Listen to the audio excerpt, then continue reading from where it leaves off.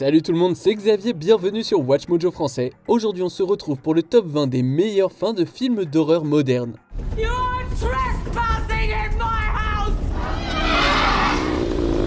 Pour cette liste, on va s'intéresser aux fins les plus marquantes et les plus mémorables des films d'horreur sortis en 2000 ou après. Comme nous allons discuter des fins dans les moindres détails, évidemment une alerte spoiler est de mise.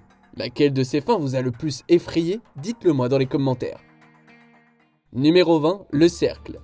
Ce film d'horreur culte joue un tour à l'audience. Rachel et Noah semblent mettre fin à la malédiction de la cassette vidéo en retrouvant le corps de Samara et en lui offrant des funérailles dignes de ce nom. She wanted that job more than anything in the world.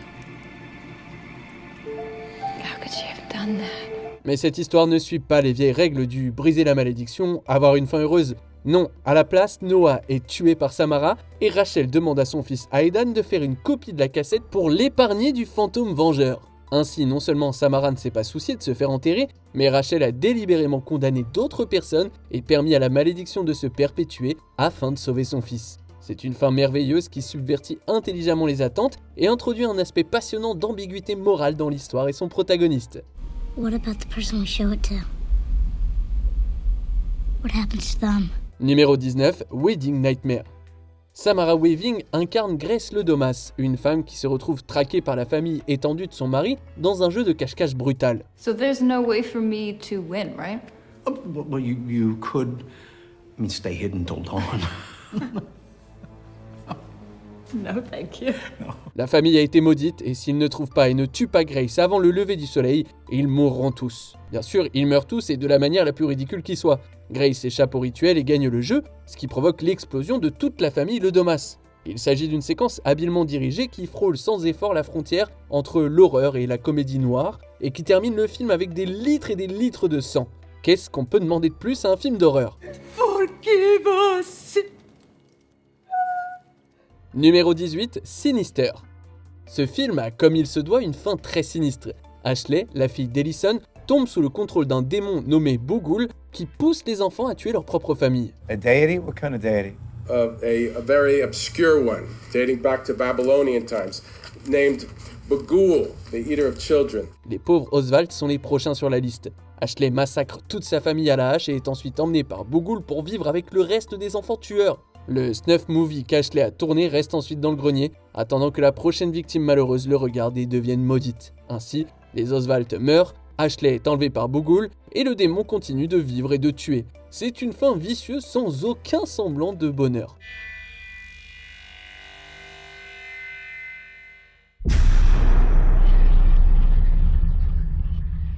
Numéro 17, Sans un bruit.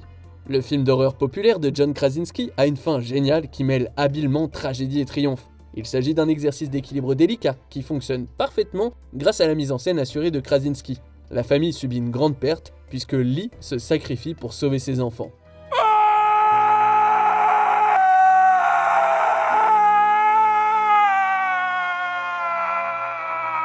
Mais ce sacrifice permet de sauver le monde.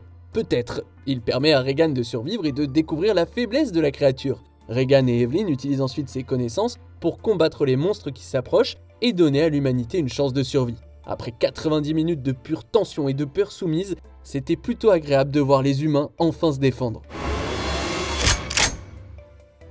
Numéro 16, Destination finale. S'il faut attribuer un sens profond à Destination finale, je dirais qu'il s'agit d'une métaphore étendue sur la certitude de la mort. Vous ne pouvez l'éviter et la retarder que pendant un certain temps avant qu'elle ne vienne vous chercher. You have to figure out how and when it's coming back at you. C'est ce que prouve la fin du film, d'une grande tristesse. Alex, Clear et Carter semblent avoir réussi à échapper à la mort, mais la force omnisciente a d'autres plans. Carter sauve Alex de la chute d'un panneau, mais le panneau se retourne et tue Carter. Ça semble impliquer qu'aucun des trois survivants ne survivra bien longtemps.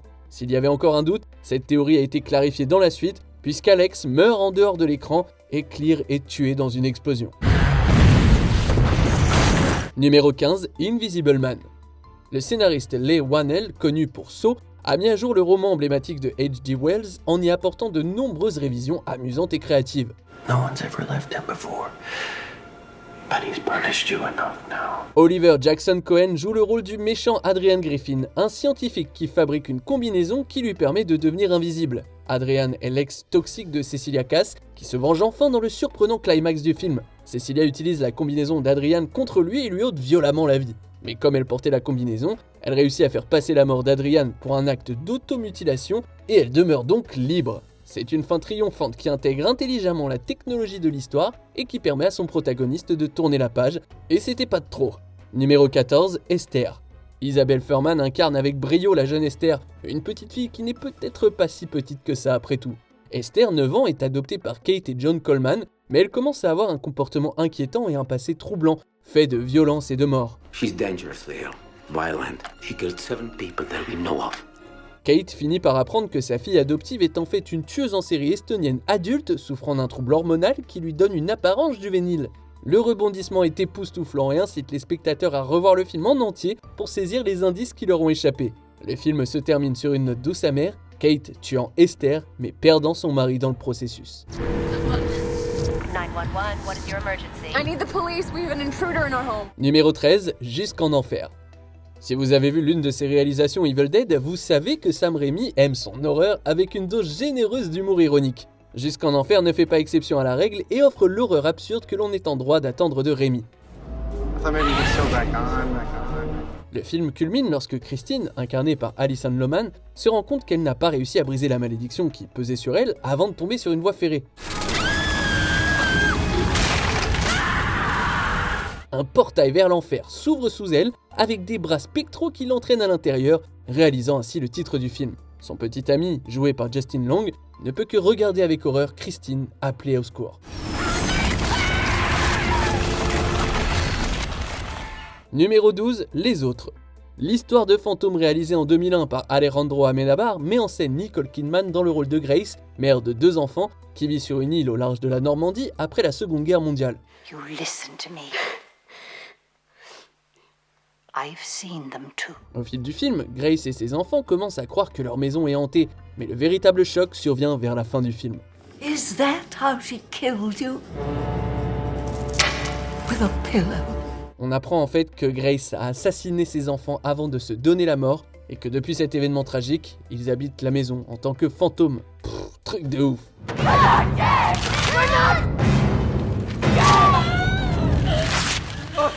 Finalement, Grace et ses enfants acceptent leur statut de fantôme et décident d'habiter ou de hanter la maison ensemble dans le bonheur et la paix. Will we ever see him again? I don't know. Numéro 11, Mr. Babadook. Comme beaucoup des meilleurs films d'horreur, Mr. Babadook fonctionne à la fois comme un simple film de monstre et comme une métaphore prolongée. Dans ce cas, Mr. Babadook représente le chagrin, la dépression et l'anxiété d'Amelia Vanek à la suite de la mort de son mari Oscar. 6 years old and you're still wetting yourself. You don't know how many times I wished it was you, not him, that died. Dans une apothéose riche en thèmes, Amelia reprend confiance en elle et bannit la créature dans le sous-sol de la maison. Bien qu'elle continue à reconnaître le monstre, elle semble enfin satisfaite de sa vie et montre à la fois de l'amour et de l'attention à son fils Sam. C'est une fin optimiste qui encourage et renforce l'idée que les démons personnels peuvent être bannis et emprisonnés. It's all right. It's all right.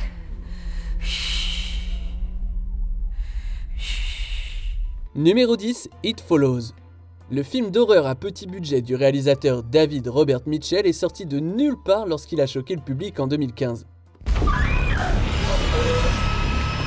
Le film traite d'une force surnaturelle sexuellement transmissible qui suit et tue ses victimes le long d'une chaîne de partenaires sexuels.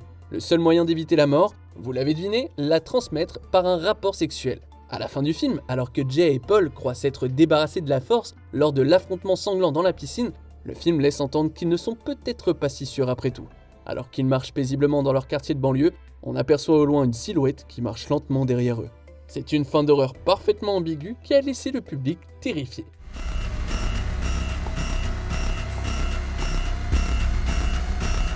Numéro 9, Paranormal Activity. Il y a une douzaine de fins à Paranormal Activity.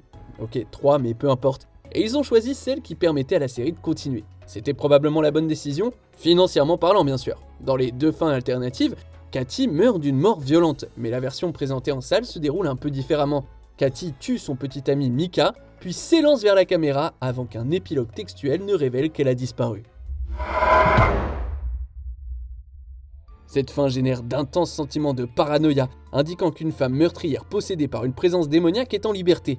Elle fonctionne très bien en tant que conclusion autonome, mais elle prépare aussi parfaitement les nombreuses suites à venir. Oh my god! Please don't hurt me. Numéro 8, The Descent. Ce film aussi a une fin alternative et dans ce cas, la version alternative est bien meilleure, ou du moins beaucoup plus sombre. Dans la version américaine originale, Sarah s'échappe de la grotte et de ses violents habitants. Sa vision de la défunte Juno indique qu'elle sera traumatisée par l'expérience, mais elle survit.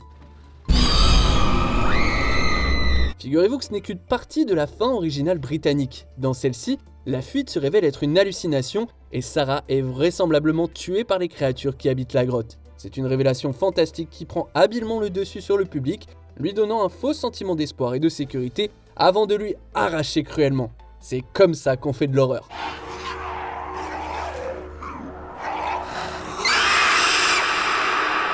Numéro 7, Rake. Ce film espagnol, tourné façon found footage, raconte les péripéties de la journaliste Andrea Vidal et de son caméraman Pablo, qui se retrouvent piégés dans un immeuble envahi par une sorte de virus de possession démoniaque. Le film est effrayant de bout en bout, mais sa fin est vraiment intense. Andrea et Pablo se trouvent dans un appartement sombre, éclairé uniquement par leur caméra de vision nocturne, lorsque l'un des possédés s'aperçoit de leur présence. On assiste alors à la mort brutale de Pablo, tandis qu'Andrea se bat pour s'emparer de la caméra afin de pouvoir voir dans l'obscurité. Après avoir trouvé la caméra, puis l'avoir laissée tomber, le public voit Andrea ramper vers elle avant d'être brusquement entraîné dans l'obscurité. Numéro 6, The Mist. Cette adaptation de Stephen King est connue pour sa fin déprimante. Après avoir été piégé dans un supermarché pendant tout le film, David Drayton et son groupe de survivants s'échappent dans la brume infestée de monstres pour tenter de trouver du secours. Après des heures de route, ne trouvant aucun survivant, la voiture du groupe tombe en panne d'essence. David utilise alors ses dernières munitions pour mettre fin aux souffrances de tous les autres survivants, y compris son très jeune fils, avant qu'il ne soit dévoré par les monstres. David se prépare à mourir à son tour, mais il est secouru par l'armée quelques instants après avoir tué 4 personnes au nom du désespoir.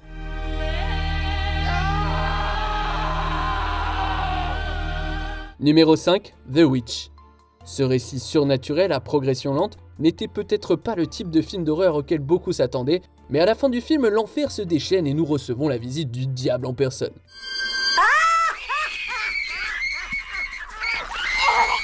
Après que la famille ait été assaillie par d'étranges événements et disparitions, les choses se précipitent lorsque la sorcière passe enfin à l'action, semant le chaos dans la ferme et ne laissant que la jeune Thomasine en vie. Thomasine fait un pacte avec le diable sous la forme de la chèvre de la famille, avant de rejoindre un groupe de sorcières au milieu d'une sorte de cérémonie. C'est une fin effrayante qui sert de conclusion parfaite au rythme trépidant du film. Numéro 4, la cabane dans les bois. Me? Virgin? We work with what we have. Cette astucieuse variation sur un motif classique de l'horreur est une montagne russe effrayante et captivante qui se termine de manière à la fois hilarante, terrifiante et divertissante. This should have gone differently. Dana et Marty étant les seuls survivants après avoir découvert l'installation souterraine à l'origine du chaos de la nuit, ils libèrent le reste des monstres et décident d'abattre l'installation. We're not talking about change. We're talking about the agonizing death of every human soul on the planet. Ils découvrent rapidement qu'ils font partie d'un rituel sacrificiel destiné à empêcher la fin du monde. Dana doit tuer Marty pour empêcher l'Armageddon, mais elle décide que ça n'en vaut pas la peine, laissant le couple assister à la fin du monde.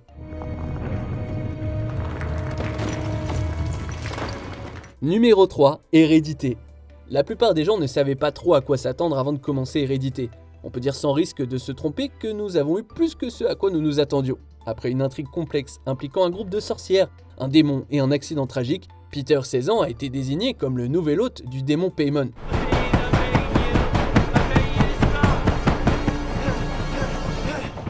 Après une scène terrifiante montrant l'attaque de sa mère possédée, Peter est attiré dans la cabane du jardin qui appartenait à sa sœur décédée, Charlie.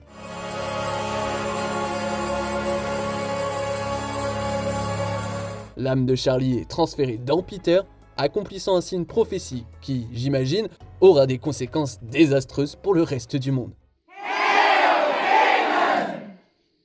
Ari Aster poursuit sa tendance aux fins violentes dans Midsommar, où un Christian paralysé est brûlé vif. Numéro 2, Saw. L'année 2004 a vu le réalisateur James Wan débarquer sur la scène avec son film d'horreur Saw. Hello, Amanda. You don't know me, but I know you. I want to play a game. Le film montre le combat de plusieurs victimes du tueur en série connu sous le nom de Jigsaw, qui tente de résoudre ses énigmes et de s'en sortir. L'intrigue du film, pleine de rebondissements, atteint son paroxysme lorsqu'il est révélé que le corps apparemment mort qui gît dans la pièce tout au long du film est en fait le tueur Jigsaw lui-même. Tous les autres personnages du film n'étaient que des pions sur son échiquier et dans son jeu, il n'y a aucun gagnant.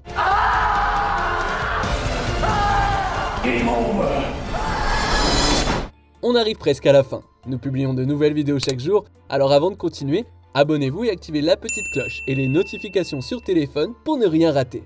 Numéro 1, Get Out. Le film d'horreur Get Out, sorti en 2017, a été acclamé à la fois par le public et par la critique pour son analyse franche du racisme aux États-Unis d'aujourd'hui. My dad would have voted for Obama a third time if he could have. Après que Chris a découvert toute la conspiration en jeu et s'est presque échappé de la ferme familiale de Rose, elle le confronte une dernière fois dans l'allée. Alors que Chris tente d'empêcher Rose, ensanglantée et à moitié morte, de le tuer, une voiture de police s'approche. Help me! Avec le contexte culturel de la violence policière contre les hommes noirs, la scène prend immédiatement une nouvelle tournure avant qu'il ne soit révélé que le conducteur de la voiture est Rod, l'agent de la police aéroportuaire, l'ami de Chris. Shit! C'est le plus grand ouf de soulagement que j'ai jamais poussé de ma vie. Jordan Peele prendra une direction beaucoup plus pessimiste avec son film suivant, Us, dans lequel les reliés tuent leurs homologues de la surface et s'emparent du monde. Que pensez-vous de notre sélection ? Dites-le moi dans les commentaires et checkez ces autres super vidéos de Watch Mojo français.